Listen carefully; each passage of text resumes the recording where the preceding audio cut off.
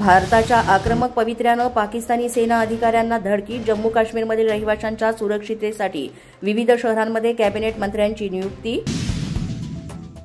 पाकिस्तानला जशास तसं उत्तर देण्यासाठी भारत सज्ज. राजस्थानच्या थार वाळवंटात भारतीय सैन्याचा जोरदार युद्ध सराव.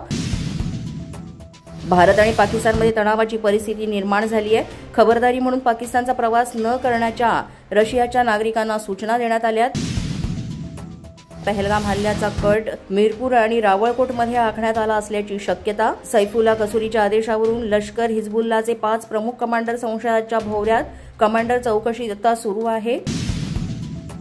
ब्रिटनचे पंतप्रधान स्टॉर्मर आणि नेदरलँडचे पंतप्रधान स्टोक यांचा पंतप्रधान नरेंद्र मोदींना फोन. पहलगाम दहशतवादी हल्ल्याचा केला निषेध. तसंच दुःखाच्या वेळी यूके भारतीय जनतेसोबत असल्याचं दिलं आश्वासन.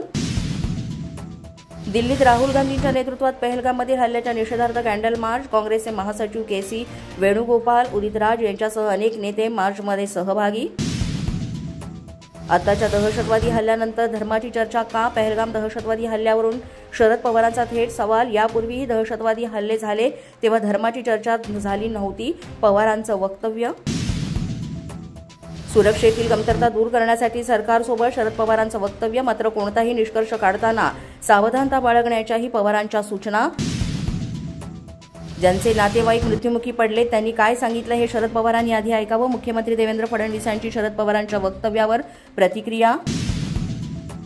दहशतवाद्यांना भारतीय सेना सोडणार नाही. पहलगाम हल्ल्यावरून अजित पवारांचं भाष्य. तर सरकारचे 3 शिफ्टमध्ये 24 तास काम सुरू. अजितदादांची माहिती. अशाच नवनवीन व्हिडिओसाठी पोलीस माझा न्यूजचं YouTube चॅनल सबस्क्राईब करा. तसंच आमचं फेसबुक, इंस्टाग्राम आणि ट्विटर अकाउंट फॉलो करा. अधिक माहितीसाठी आमच्या www.polismazhanews.com या वेबसाईटला भेट द्या. पाहत रहा पोलीस माझा न्यूज.